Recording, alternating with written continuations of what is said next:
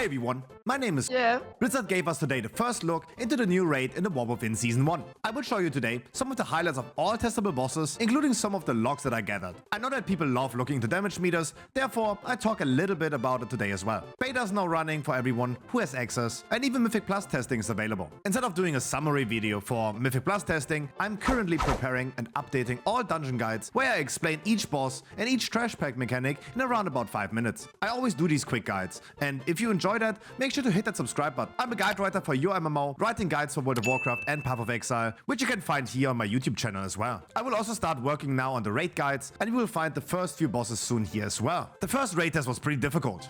First, the raid didn't open on time, and then when it opened, the first boss did not spawn after its roleplay. Instead, that NPC teleporter was able to teleport us to all bosses and not the ones we were supposed to test. We even started with another boss, and after several server crashes, we finally started with the first boss. And without further ado, let me be silent for a second and show you the first boss we tested today.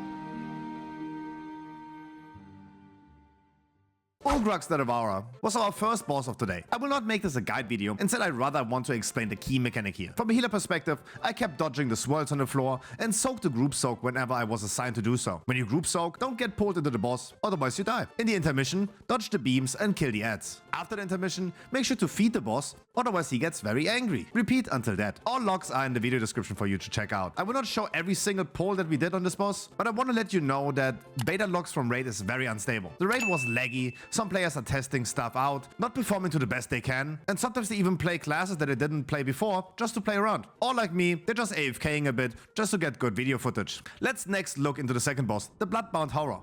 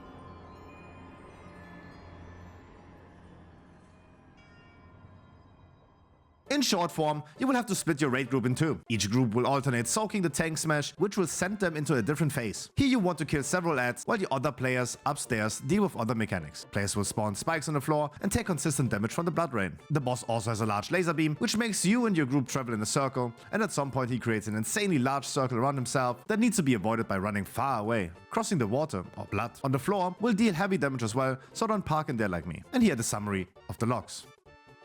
On Friday, we tested 3 more bosses, totaling over 5 out of 8 bosses, with only 7 overall are testable. Last boss, Queen Ansurek, will once again not be testable, but we will have a theoretical guide out here on YouTube as well. We did a theory guide about Firak as well in Dragonflight, and it ended up being pretty close to the reality. Let me know in the comments what you think about not testing the last boss, but Blizzard still letting us know how it works because of the dungeon journal. Anyways, let's look into the Nexus-Princess.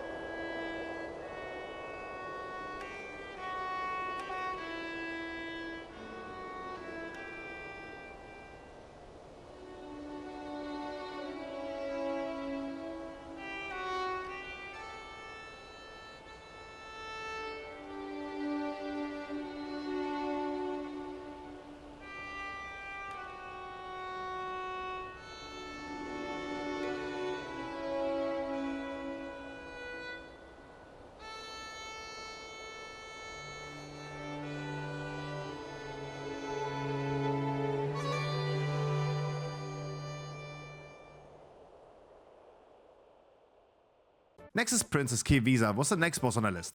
The boss marks one tank and 3 other players to drop a portal, which then drags people in. You want to negate that pull in, so you can either build a square with 4 corners, or just drop 2 and 2 together in opposing sides. The affected players will explode as well after 10 seconds, spawning orbs to dodge. Other abilities like the targeted charge will cause this to also happen, so make sure to not get hit by that. In the intermission, set in the correct field of the room and dodge the blazes. These are very similar to the ones from Firak. Let's look into boss 4, Rasha'nan.